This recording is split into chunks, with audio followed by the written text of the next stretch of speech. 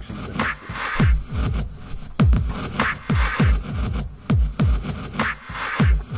The heavy trod.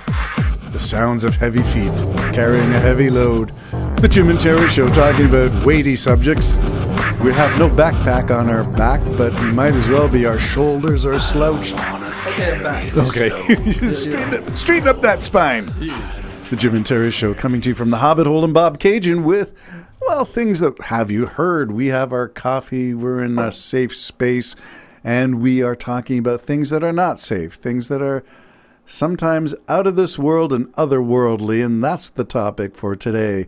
We've gone through a little bit of, have you heard the latest on Israel and a two-front war, the Palestine side of things and north to the Iranian side. But now let's talk about things, and we alluded to this with the Golden Dome. The basis of the Golden Dome is going to be satellite-based technology. What name comes to your mind first? Elon. Elon, I think I had a pair of skis back in the 70s, and the make was Elon, because that's supposed to mean something like excellent or superb or something like that. Oh, God, that's all he needs. Yeah, my name is Excellent Superb. Yes, most excellent Elon. Yeah. I'm wondering about Elon's, or rather the American government's dependency on Elon Musk. Not just in Doge, but we could start there and talk about the data leaks and talk about compromising personal data of 300 and some odd million Americans. We could link that into what else does Elon know? And then we could end up with what he didn't know enough about in time to prevent a disaster as at the Massey testing range in Texas. Wasn't that something? Did you want to start there then? Well, I don't care wherever you want to Okay, start. well, the big explosion in the well, Massey's testing range. What ship was loaded on there? Was it Ship 10? Wow. We it's more than haven't that. covered him for a while. More than that, isn't Ship it? 36. Ship 36. Wow. You and I were watching the little tin can hop. Yeah, the little hopper. The little hopper before it was a ship. Before it was a ship, and now it's a ship, and the last test did not go very well, and it had a RUD. I don't think it could go any worse. This one couldn't go any worse. It was on the pad. Yeah. Now, was it on the launch pad? No, it was on Macy's, which is the test pad. Or Massey's, I think. Massey's. Yeah, well, that's destroyed for sure. That's what I'm waiting to see, because you did watch I sent you a link, but you probably. And I didn't realize that had happened. Oh, I thought, for sure, Jim's all over this. What happened? I was watching CNN, and they said massive explosion at Starship. Right. And then your thing came, I think. Did you just send it to me this morning? Yes. Yeah, bang, it came at the same time. It's about 4 a.m. because I couldn't sleep. So I used yours because I was waiting for the ads to finish so I could watch CNN's coverage of it. And so I watched the video you sent me, which had every angle covered. Well, I'm going to give a plug for these guys. NASA Space Flight, NSF, I think. They have cameras everywhere, and these guys get up for almost every test. I think it's their full-time, well, maybe. It would be a full-time, yeah. But they were the first ones, and to listen to the surprise on their voices, like it literally blew them away because this was an unexpected, routine test.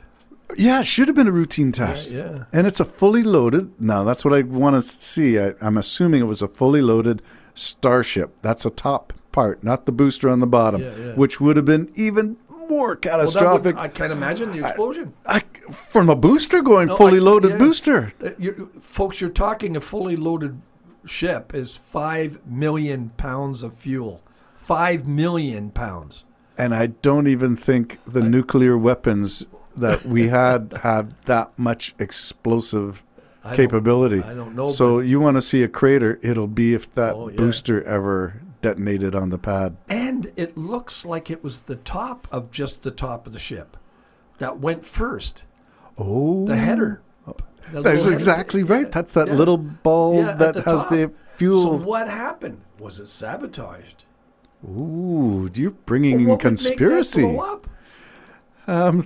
the guy didn't weld the joint because he was picking his nose? I don't know. Jose, you got a light. Yes. Can you pause? Yeah. Yeah, who knows? But we are listening in the Hobbit Hole to sounds of explosions, whether they're in the Middle East or in the Massey Test Range in Well, there's going to have to be a Texas. huge investigation, isn't there? I'm thinking this is going to put a kibosh on I would think. The all next flight. operations for I don't know how long, but Half a year. I don't know I, how because I don't know if Trump's on his side anymore. So. okay, so let's put Starship on the side because now that's going to slow everything down. So Musk, the rocket man, is going to be on the sideline for a bit, but Musk, the Starlink man, could be in a position to fast forward into the Golden Dome. All dependent on Musk. Now, just think about it. The whole free world is depending on Trump and Musk. And you ended the last podcast with a reference to Mad Men. Yeah. And just think about that. Oh, I mean, my. I can see it ending, Terry. I can see it all coming to an end. And you know what? If that's what it's going to be, that's what it's going to be. I mean, I am with you. I'm not going to say cheers and chin chin and clink No, clink, no. but I am with you because yeah. fundamentally, whatever que sera, is it Doris Day? Yeah, Forgive que me, sera, Doris Day. I'm sera. not going to sing it, but Sera, sera. que sera, sera. Whatever will be, will be. Future's And not ours to you see. can't live your life thinking it's going to work out this way or it's not going to work out and be afraid of the skies falling. The old henny Oh, penny. no, you got to live your life. Live your life. You'll go absolutely crazy. Which but- is why you came to the Jim and Terry show this morning and had a great breakfast and And that's dark why I'm roast kind of coffee. glad I'm who I am in my personality, because a lot of people, I know people won't watch anything, won't watch. Yeah, they try to isolate themselves. And me, I want to observe.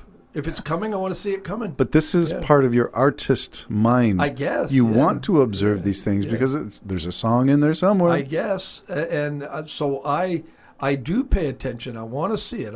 But the same as I want to see them land on Mars.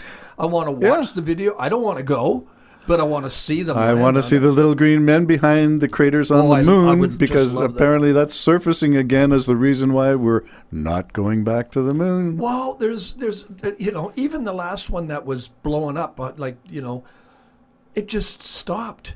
So did somebody just take it out? Bang, we don't want you at this part. We've told you to stay. My dad always insisted. Yes. They told us get off, and other people have said they told Was there us. was there a sign there saying not for sale? Yeah, other people said we were told to get off for 50 We were- years. You got yeah. 50 years and you can come back. I don't understand. Yeah, I that. wouldn't understand And I the wouldn't- logic in that either. There is not no saying I logic in believe any of conspiracy it. theories. Yeah. But one thing I will come to the conclusion is landing on the moon is hard. Yes. It seems very, very difficult. That's the thing with any development in technology. We always assume, well, they did it, and they seem to have mastered it. It can't be that hard. It is really hard. How many crashes have been on the moon lately? Yes, and yet, look how many landings have been on Mars. Why is the moon so difficult? It's closer, less fuel, everything. Yet almost everything now that we send to Mars makes it. Huh. Why is that? So, well, if you're a flat earther, none of this stuff makes any sense because Oh, you just flat Earth. you just go up to the moon. It's just there. It's like painted on Yeah. a sphere or a dome. Maybe that's the dome everybody's talking I'd about. love to see scaffolding. They're starting to It's paint time it. for you to change the bulb on the dark side of the moon. Somebody get up there and rotate the planets. But that's another thing. I like the idea of, if there was an intelligent life form somewhere else being discovered and found. I'm not talking about micro, because I'm wondering if anything we find we brought. Because they already discovered that what we thought was a complete clean room wasn't. There was all kinds of bacteria. You mean our clean rooms aren't clean? That's right. So Oh, my. we go to the moon. All of those Geminis and all the rest of it, or whoever it was, what was They the had to be decontaminated Well, and but kept they in weren't. isolation? But they weren't. Well, we Same thought as they were. The guy had a long weekend coming. Come on, just say you did it. What the heck? Oh, It's gonna gee. die up there anyways. So next thing you know, you find some microbe And you think, oh, there's life here. Not necessarily, no. If you had a ship there that came before that, it's just could be something from Earth. Wow. And on it goes. So we are... So I'm talking intelligent life, I want to say. Yes, well, we have to be specific, because if we're talking about political situations on the Earth, it's not necessarily intelligent life. Then you see a little microbe on there with a caption saying, "Who you say is not intelligent?" That's right, a little microbe. It could be the end of us, that little microbe, which is... It's a fascinating time to be alive, isn't it? How is measles working out? Oh, jeez, yeah. There's more cases in Ontario than anywhere in the world. Yeah, well, that's because I think a lot of people are not vaccinating. I think so, which gets me to a book I've ordered on Amazon. Gonna kill us all. I'll tell you about my book when it comes, but I'll give you a little taste of it next podcast. Jim and Terry Show in the bunker, hunkering down for whatever's coming. Don't look up. Though the sweat of my brow and the toil of my hands has got me so far into this promised land.